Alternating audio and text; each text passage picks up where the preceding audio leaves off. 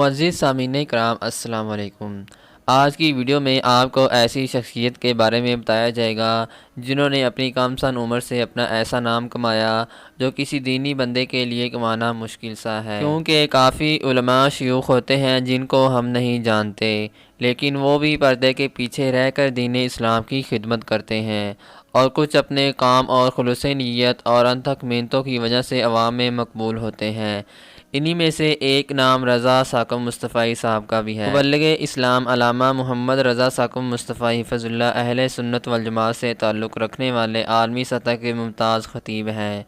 آپ کا ایک علمی اور روحانی خاندان سے تعلق ہے۔ آپ کے والد کا نام پیر دین محمد مصطفی تھا۔ آپ کے والد گرامی نقشبندیہ کے ایک بزرگ تھے۔ علامہ رضا ساکم مصطفی درس قرآن کے حوالے سے بڑے مشہور ہیں اور نوجوان نسل آپ کو بہت پسند کرتی ہے۔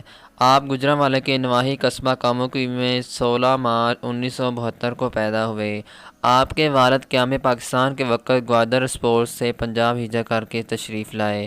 رضا ساکم مصطفی کے بچپن میں ہی ان کے والد گرامی کا انتقال ہو گیا، جس کے بعد آپ پر بہت سی گھریلو ذمہ داریاں آ گئیں، لیکن آپ نے ہمت نہیں ہاری اور صبر کا دامن ہاتھ سے نہ چھوٹنے دیا اور رضا ساکم مصطفی صاحب دین کا علم حاصل کرتے رہے۔ رضا ساکم مصطفی کی شادی ام حمزہ سے ہوئی۔ رضا ساکم مصطفی کی زیادہ تر وجہ مقبولیت آپ کا انداز بیان ہے۔ خدا کے وقت روح کے محبوب اگر سامنے ہوا تو جان سو کے نکل جائے گی۔ آپ گوجرانوالہ میں جامعۃ المصطفیٰ کے نام سے اسلامک یونیورسٹی کو چلا رہے ہیں اور آپ مرکز مصطفیٰ میں جمعۃ المبارکہ خطبہ ارشاد فرماتے ہیں، جس میں پورے پاکستان سے کثیر تعداد میں لوگ شرکت کرتے ہیں۔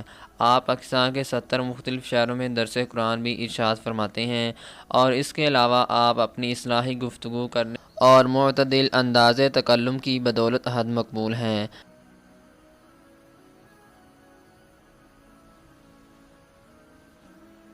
ناظرین اکرام، اس طرح کی مزید ویڈیوز دیکھنے کے لیے میرا چینل لازمی سبسکرائب کریں